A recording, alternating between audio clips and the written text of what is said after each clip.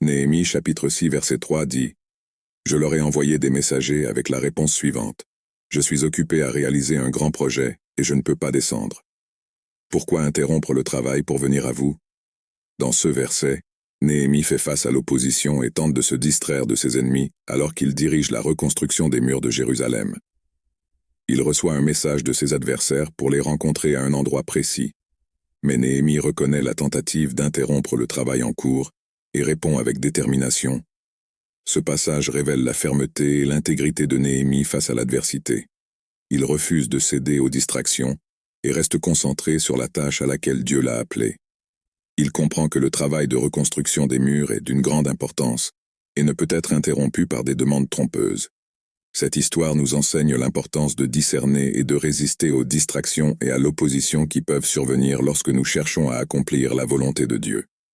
Comme Néhémie, nous devons rester fermes dans notre mission et ne pas nous laisser distraire par des demandes ou des stratégies qui cherchent à nous éloigner du but que Dieu nous a donné.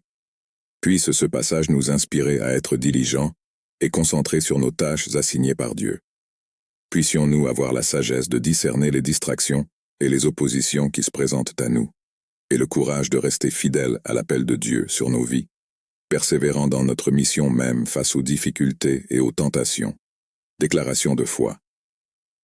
Seigneur Jésus-Christ, je confesse que je suis un pécheur et que je suis séparé de Dieu à cause de mon péché.